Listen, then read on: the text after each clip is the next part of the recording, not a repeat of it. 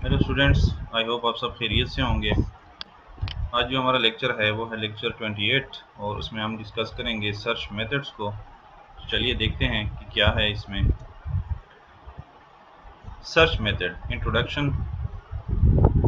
Searching is the universal technique of problem solving in AI, यानी artificial intelligence में ये एक यूनिवर्सल टेक्निक है कि यूनिवर्सल टेक्निक के तौर पे यूज़ किया जाता है। नज़रअंदाज नहीं कर सकते हम इसे। प्रॉब्लम सॉल्विंग के लिए हमेशा सर्च मेथड्स ही यूज़ किए जाते हैं। सर्चिंग करके ही डिफरेंट प्रॉब्लम्स की सॉल्यूशंस फाइंड किए जाते हैं। Artificial intelligence is the study of building agents that act in A sensible और लॉजिकल मैनर। जैसे कि हमने पहले स्टडी किया है कि आर्टिफिशियल इंटेलिजेंस का जो मेन मकसद है वो है, उसके जो ताल्लुक है स्टडी का, वो है एजेंट्स, ऐसे एजेंट्स बिल्ड करना जो कि एक्ट करे सेंसेबल और लॉजिकल मैनर में। ठीक है, सेंस करे चीज़ों को, रेशनली वो चीज़ों को सेंस करे और उस पर एक्ट करे। ठीक है, यानी जैसे इंसान एक चीज़ को सेंस करता है और उस पर सोचता है और उसके मुताबिक वो प्रॉब्लम को सॉल्व करता है, तो आर्टिफिशियल इंटेलिजेंस की स्टडी का मकसद ही यही है कि वो भी एक ऐसे मशीन्स, ऐसे एजेंट्स जिनको कहा जाता है, वो बिल्ड करे जो सेंसिबली थिंक करे और प्रॉब्लम्स को सॉल्व करे। Most of the time, these agents perform some kind of search algorithm in the background in order to achieve their task. और डेफिनेटली जैसे इंसान है उसके माइंड में भी डिफरेंट algorithm काम कर रहे हैं जिसे अल्लाह ताला ने बिल्ड किया है, और हर वो प्रॉब्लम को सॉल्व करने की कोशिश करते हैं उसको लर्न करके। तो इसी तरह इन एजेंट्स में भी हम बैकग्राउंड पे जो है सर्च algorithm डालते हैं और उसके मुताबिक, ठीक है, वो बैकग्राउंड पे काम करते हैं और आपको वो किसी भी टास्क को परफॉर्म करने की ताकत रखते हैं और किसी भी प्रॉब्लम को सॉल्व करने की ताकत रखते हैं। For example, there are some single player games such as tile games. ठीक है, आपके पास सिंगल प्लेयर गेम्स होते हैं अक्सर अक्सर, जैसे टाइल गेम है या चेस आप खेलते हैं कंप्यूटर के साथ, मशीन के साथ, तो मशीन आपके साथ बिल्कुल सेम इंसानों की तरह खेल रही होती है। या टाइल गेम है, उसमें मशीन आपके साथ इंसानों की तरह, कंप्यूटर आपके इंसानों की तरह खेल रहा होता है, सोच रहा होता है कि अब कौन सा स्टेप लेना है, जहां पे आपको नुकसान होगा वो वाला स्टेप वो लेगा। This search algorithm help you to search for a particular position in such games. ठीक है, और ये सर्च एल्गोरिथम ही बैकग्राउंड पे ये चल रहे होते हैं जो कि इस हर प्रॉब्लम के सॉल्यूशन को फाइंड करके वो कोई भी स्टेप परफॉर्म कर लेते हैं और पोजीशन पे आ जाते हैं। कौन से टाइप्स हैं, types of search method? State space search है, और ये स्टेट स्पेस सर्च टेक्निक जो है ये परफॉर्म होती है दो तरीकों से। एक को कहते हैं हम अनइन्फॉर्म्ड, ठीक है, अनइन्फॉर्म्ड सर्चिंग भी कहते हैं या अनइन्फॉर्म्ड कहते हैं, और दूसरा है इन्फॉर्म्ड सर्च। ठीक है, यानी एक में इंफॉर्मेशन होती है, दूसरे में इंफॉर्मेशन नहीं होती। सर्चिंग के दौरान हमें, हमारे पास इंफॉर्मेशन नहीं होती, ब्लाइंड सर्च भी इसे कहते हैं, यानी अनइन्फॉर्म्ड को ब्लाइंड सर्च भी कहते हैं। उसमें हमारे पास दो कैटेगरीज हैं, एक है डेप्थ फर्स्ट सर्च और एक है ब्रेडथ फर्स्ट सर्च। और खुशकिस्मती से हमने ये ऑलरेडी कवर किया हुआ है लेक्चर 6 और लेक्चर 7 में, तो आप इसको वहाँ जाके दोबारा से रिवाइज कर लें और इंशाल्लाह आपको समझ आ जाएगी। तो ये चीज़ हम यहाँ पे डिस्कस नहीं करेंगे। इसके अलावा ह्यूरिस्टिक सर्च है, ह्यूरिस्टिक सर्च का टच यहाँ पे मैं दूंगा, लेकिन ये आपका होमवर्क है, आपने इसको खुद ही लर्न करना है, बहुत ईजी है। यहाँ पे सिर्फ डिफरेंस ये है कि ये दोनों ब्लाइंड सर्च करते हैं। ब्लाइंड सर्च का मतलब है वो ऑल नोड्स को ट्राइवर्स करते हैं, कंप्लीट नोड्स ट्राइवर्स होते हैं, ट्री के कंप्लीट नोड्स को ट्राइवर्स किया जाता है डेप्थ फर्स्ट के तरीके से और ब्रेडथ फर्स्ट के तरीके से। अब आपको पता है कि डेप्थ फर्स्ट क्या है और ब्रेडथ फर्स्ट क्या है। इसी तरह ह्यूरिस्टिक सर्च है, ह्यूरिस्टिक सर्च में आपको कास्ट दी जाती है, एक ह्यूरिस्टिक वैल्यू दी जाती है हर लिंक के ऑनवर्ड, हर लिंक पे एक वैल्यू होती है, एक ह्यूरिस्टिक सर्च की वैल्यू होती है, नंबर होता है, और उस नंबर पे आप जा रहे होते हैं आगे। वो नंबर फाइंड किया जाता है डिफरेंट मेथड से, और यहाँ पे वो हम देखेंगे भी स्टेट स्पेस सर्च में इसको अप्लाई करके। तो ये आप इसको तो ब्रीफली भी देख सकते हैं, लेकिन यहाँ पे हम ह्यूरिस्टिक का टच इसमें देंगे एग्जाम्पल में।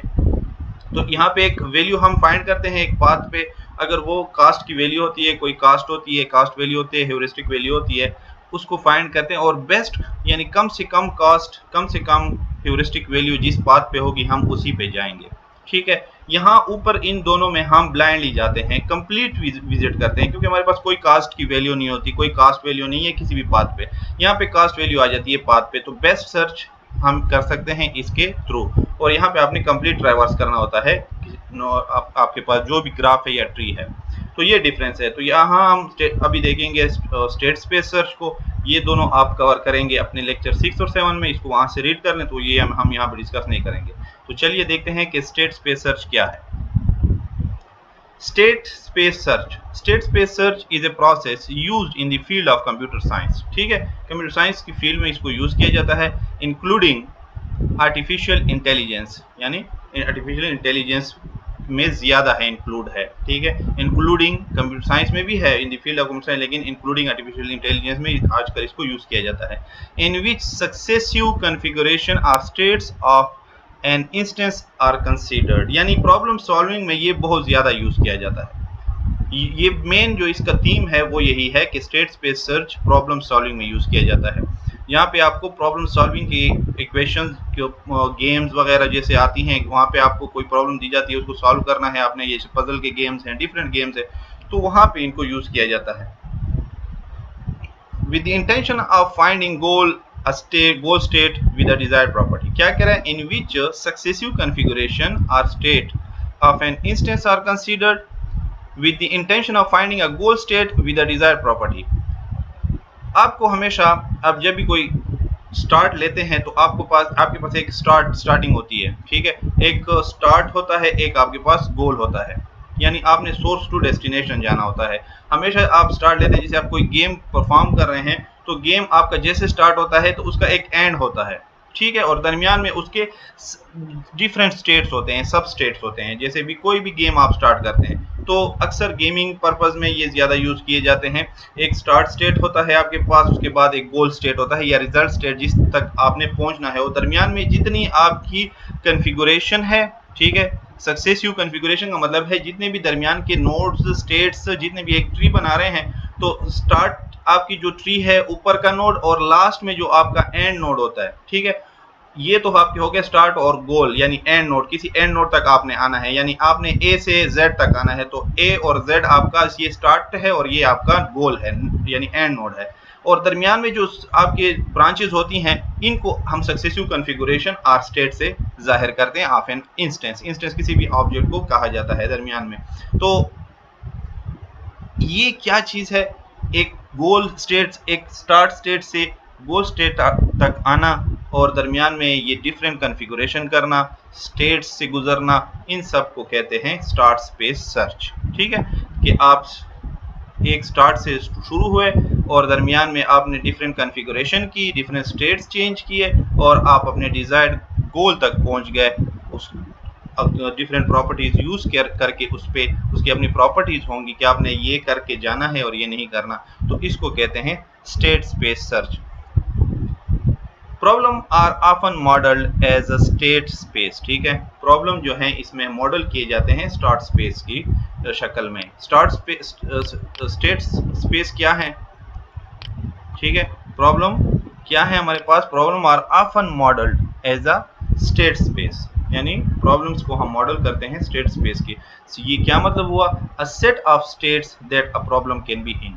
ठीक है, प्रॉब्लम किन स्टेट्स में हो सकता है, कितनी पॉसिबिलिटी है कि प्रॉब्लम इन स्टेट्स में होगा। ठीक है, और एट द एंड हमारा सॉल्व हो जाएगा, यानी कितने स्टेट्स में प्रॉब्लम रह सकता है, रिमेन कर सकता है, वहां उसमें रह सकता है, तो इसको कहते हैं स्टेट स्पेस। ठीक है, स्टेट स्पेस किसे कहते हैं, अ सेट ऑफ स्टेट्स, इतने set of state that a problem can be in. ठीक है, जिसमें प्रॉब्लम रह सकता है, हो सकता है। नंबर ऑफ स्टेट्स की बात की जाती है, सेट ऑफ स्टेट्स की बात की जा रही है। रिप्रेजेंटेशन क्या है स्टेट स्पेस सर्च की, in state space search a state space is formally represented as a tuple. Tuple किसे कहते हैं, टपल बेसिकली जब आप एलिमेंट्स को एक ऑर्डर फॉर्म में पैरेंथेसिस में अरेंज करते हैं और कामा से उनको सेपरेट करते हैं, इसको टपल कहा जाता है। ठीक है जी, टपल क्या है, टपल रिप्रेजेंटेशन का मतलब है कि आपके जो एलिमेंट्स हैं उनको आप एक ऑर्डर फॉर्म में पैरेंथेसिस में बंद करके कामा से उनको सेपरेट करके जब लिखते हैं, इनको टपल कहा जाता है।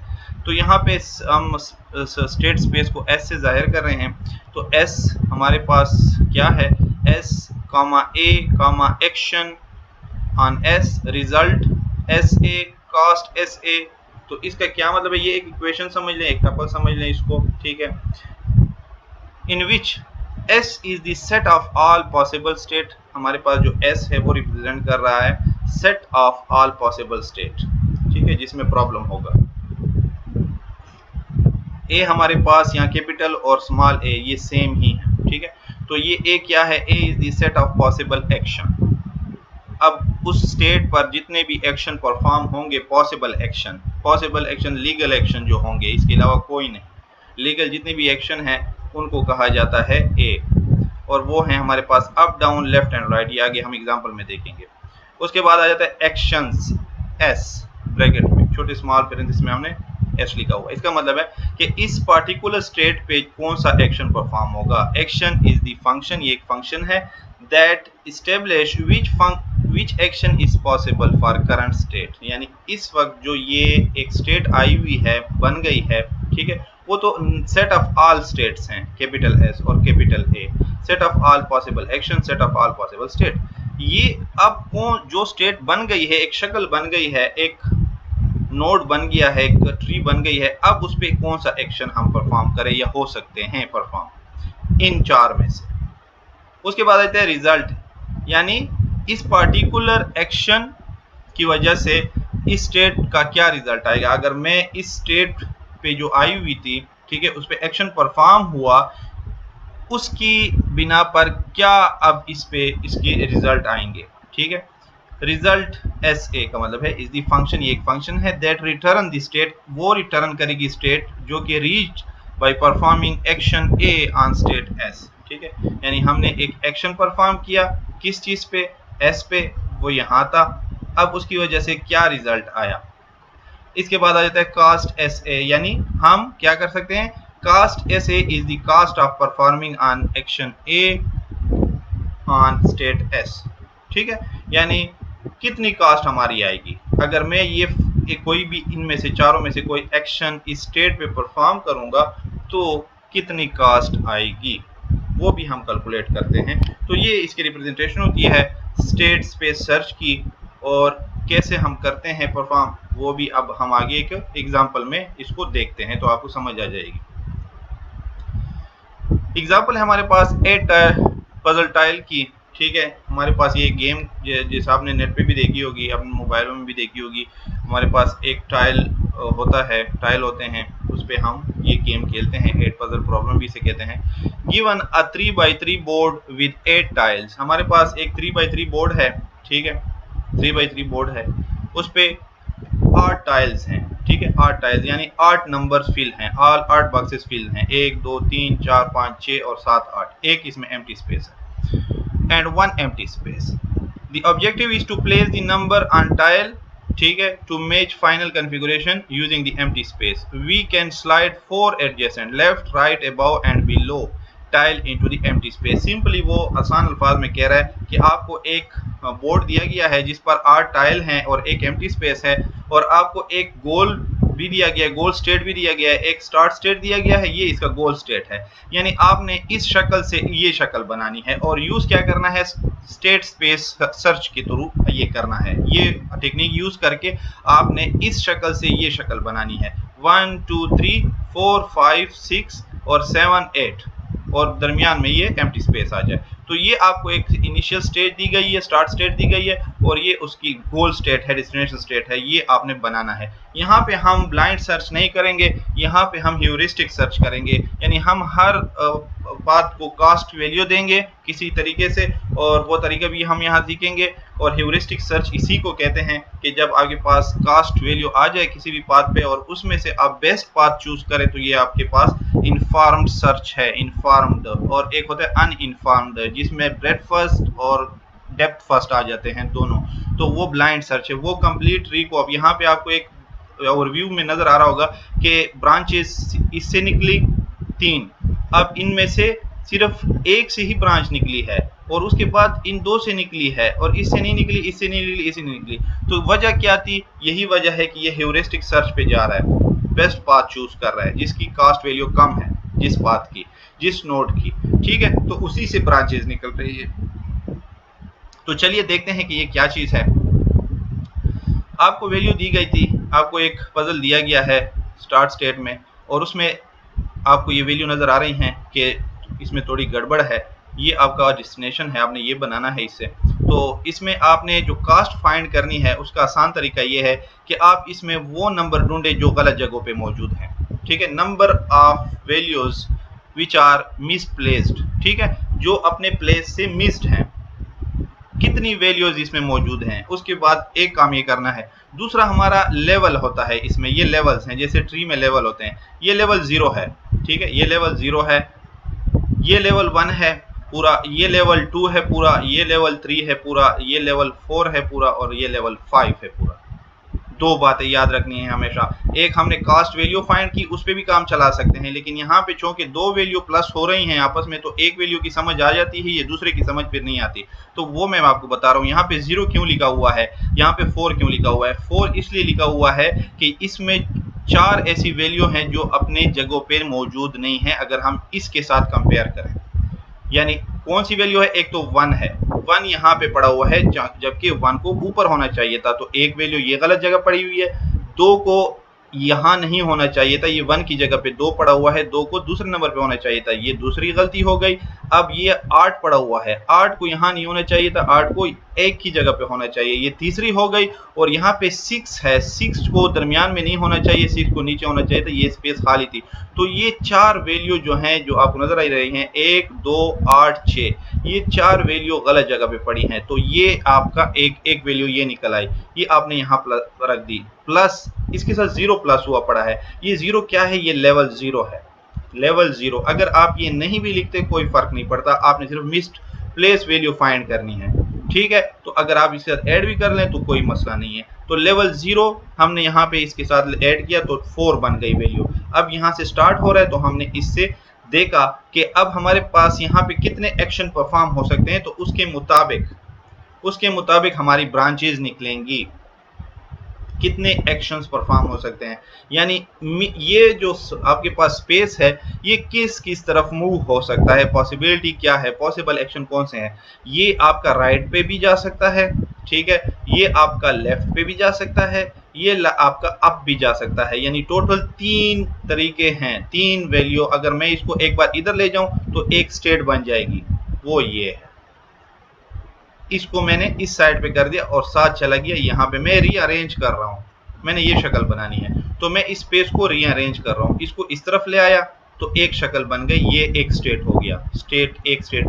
जो मैं आपको स्टेट की कॉन्फ़िगरेशन की बात कर रहा था कि दरमियान में हमारे स्टेट्स आएंगी, different successive states, successive configuration, वो ये अभी आ रही हैं जो हमें गोल तक लेके जाएंगी। तो एक स्टेट ये हो गई।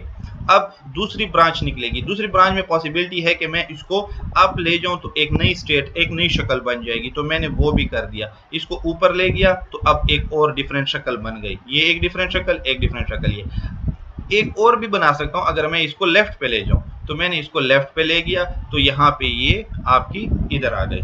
तो ये लेफ्ट और राइट भी आप जैसे आपको ठीक लगे, कभी यहाँ लेफ्ट मेरा लेफ्ट होगा, हाथ आपका राइट होगा, तो ये लेफ्ट और राइट और अप एंड डाउन सिर्फ जा सकता है, नीचे ये नहीं आ सकता, क्योंकि यहाँ पे इसके साथ रिप्लेसमेंट के लिए कोई भी वैल्यू नहीं है, कोई बॉक्स नहीं है, टाइल नहीं है। तो इसलिए 3 पॉसिबिलिटी थी, तो 3 इसके ब्रांचेस बने। अब यहाँ पे आएगी कास्ट वैल्यू, दोबारा काउंट होगी। अब इसमें आप देखें कि आपकी कौन सी वैल्यू मिसप्लेस पड़ी हुई है। तो एक तो 1 थी, एक 2 थी, एक 8 और एक 6, ये 4 तो मिसप्लेस थी ही। अब आपके पास 7 भी मिसप्लेस हो गई है, 7 की ओरिजिनल जगह ये है और आपका 7 पड़ा हुआ है यहाँ पे। तो टोटल 5 मिसप्लेस वैल्यू है, सिर्फ 3 4 5 अपनी जगह पे मौजूद है। तो 5 तो ये आ गया, ये 1 ऐड हो रहा है क्या, ये अब लेवल 1 पे हम आ गए हैं। ये लेवल 0 था, ये लेवल 1 है, तो लेवल 1 पे आ गए तो 1 इसके साथ ऐड हो रहा है, तो ये टोटल हो गया 6। आपको यहाँ पे h की वैल्यू, ह्यूरिस्टिक की वैल्यू 6 है, या c की वैल्यू, कास्ट की वैल्यू 6 है।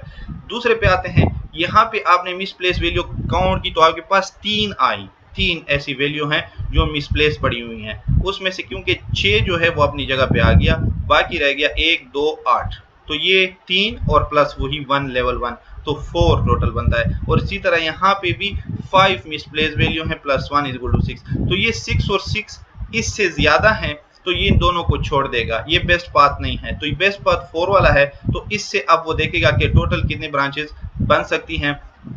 यहाँ पे भी एक लॉजिकली पॉइंट है, उस पॉइंट को जहन में रखें, इसलिए इससे ये 3 बनी है। आप कहेंगे कि यहाँ पे 4 क्यों नहीं बनी, जबकि ये ऊपर भी जा सकता है, जबकि ये साइडों पे भी जा सकता है, जबकि ये नीचे भी आ सकता है। तो बननी तो 4 इससे लीफ थी, लीफ नोड 4 बनने थे, ये 3 क्यों बने। तो इसमें यहाँ पे एक पॉइंट समझ लें जो बाद में फिर आपको काम आएगा, वो ये है कि हम अगर इसको, ठीक है, इसको अगर नीचे की तरफ लेके आते हैं, एक चौथा खाना बनाते हैं, चौथा खाना, एक चौथा लीफ बनाते हैं, लीफ नोड बनाते हैं, और उसमें हमने क्या किया, हमने इसको इधर भी घुमाया, स्पेस को ऊपर भी ले गए और साइड भी ले गए, लेकिन वो नीचे वाला एक बॉक्स छोड़ दिया। क्यों?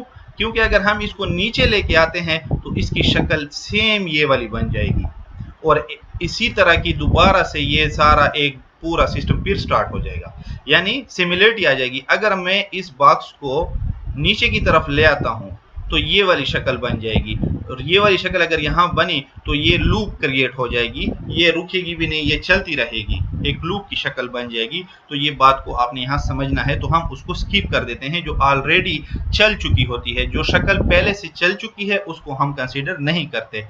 ठीक है जी, समझ आ गई होगी आपको। हमने सिर्फ वो कंसीडर करनी है जो नई शक्लें हैं, जो नई शक्लें बनी होती हैं, सिमिलर रोल को हम काउंट नहीं करेंगे, ठीक है। और यहाँ पे इसलिए हमने 4th लीफ नहीं बनाई, जबकि यहाँ पे 4 लीफ बन रही थी, क्योंकि ये आप सेंटर पे आ गया है तो इस तरफ भी जा सकता है, इस तरफ भी जा सकता है, इस तरफ भी जा सकता है और इस तरफ। लेकिन अगर इसको मैं नीचे की तरफ लेके आता हूँ और यहाँ पे एक बनाता हूँ चौथी, तो वो सेम शक्ल ये वाली बन जाएगी और ये लूप चलती रहेगी और इसी तरह की फिर दोबारा बनती रहेगी। तो आपने उनको स्किप करना है जस्ट, इसलिए इनको कंप्रेस होता रहेगा और ये खत्म होता रहेगा।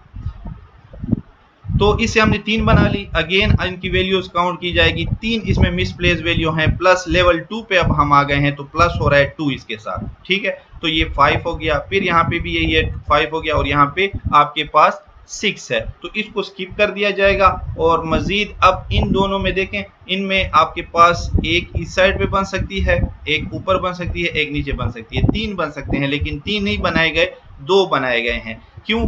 कहीं पे ऊपर कोई सिमिलरिटी आ रही होगी अगर एक हम बनाएंगे, यानी इसको ऊपर की तरफ बनाया गया है, स्पेस को लेके गए हैं, एक अप किया है और एक डाउन किया है, इस साइड पे नहीं आया, लेफ्ट या राइट पे नहीं आया। क्यों नहीं आया? क्योंकि ये शक्ल कहीं पे पहले से मौजूद है। अब आप देख लें कि वो कहाँ मौजूद है, आपको पता चल जाएगा, ठीक है जी। तो इसको अगर हम इस साइड पे लेके आते, यानी ये आप देखें यहाँ पे पड़ी हुई है, तो 1 यहाँ पे चला जाएगा और ये फिर सेंटर में आ जाएगी। सेंटर का मतलब है कि इस जैसी शक्ल बन जाएगी, ठीक है, ये वाली शक्ल बन जाएगी। अगर मैं इस ब्लैंक स्पेस को इस तरफ लेके आता हूँ तो ये 1 इस तरफ चला जाएगा, ये ब्लैंक हो जाएगा और बिल्कुल सेम ये शक्ल बन जाएगी। तो दोबारा से एक नया लूप बन जाएगा, यहाँ पे सेम ही चीज़ चलेगी। तो उसको स्किप कर दिया और न्यू शक्लें बनी, उनको सिर्फ हमने कंसीडर किया। यहाँ पे भी यही है, न्यू शक्लें बनी, हमने सिर्फ उनको कंसीडर किया, तीसरी शक्ल को कंसीडर नहीं किया, वो भी ये वाली शक्ल बनती है, ठीक है।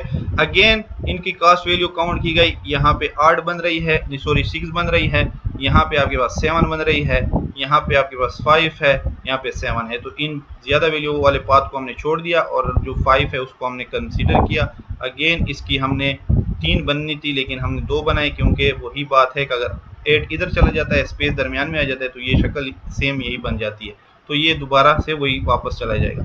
तो यहाँ पे हमने 2 कंसीडर किए और 2 में से हमने जब देखा, हमने स्पेस को घुमाया, ठीक है, स्पेस को यहाँ पे ले आए, इसकी स्पेस को हम यहाँ पे ले आए, नीचे ले आए, ऊपर इसलिए नहीं लेके गए क्योंकि ऊपर लेके जाते हैं तो फिर सेम शक्ल बनती है ये वाली, ठीक है। अगर हम इसको स्पेस को ऊपर लेके जाते हैं तो हम इस तरफ ले आते हैं और इसको नीचे की तरफ ले आते हैं, तो हमने इसको इस तरफ ले गए और ये नीचे, तो ये एक आपकी फाइनल शक्ल बन गई।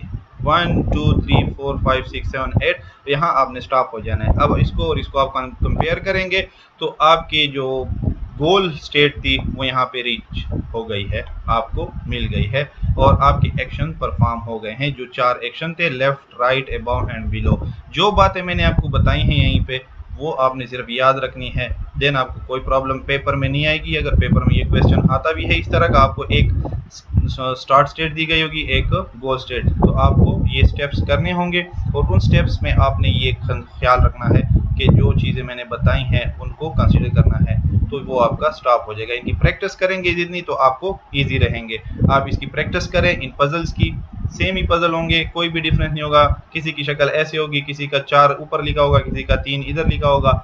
सिंपल सी यही चीज़ होगी, सिर्फ वैल्यूज ऊपर नीचे होंगी और आपने उसको एक प्रॉपर शक्ल में लाना होगा। और उसमें सिर्फ आपने ये ख्याल करना है कि अगर आप ब्लाइंड सर्च पे जा रहे हैं तो ब्लाइंड सर्च यानी breadth first depth first use कर रहे हैं तो यहाँ पे कास्ट वैल्यू नहीं कंसीडर होती। फिर आपने इसकी भी उतनी ब्रांचेज निकालनी है जितने निकाल सकते हैं, इसकी भी निकालनी है, इसकी भी निकालनी है, सिर्फ वो रिमूव करनी है जो पहले से मौजूद है, ऊपर पहले से गुजरी हुई है। बाकी आपने कास्ट वैल्यू फाइंड नहीं करनी, बस जस्ट आपने अब ब्रांचेज निकालनी है, ब्रांचेज ब्रांचेज, फिर इसने ब्रांचेज ब्रांचेज ब्रांचेज, इसकी भी ब्रांच, इसकी भी ब्रांच, इसकी भी ब्रांच, इसकी ब्रांच, इसकी भी ब्रांच है, इसकी भी ब्रांच है।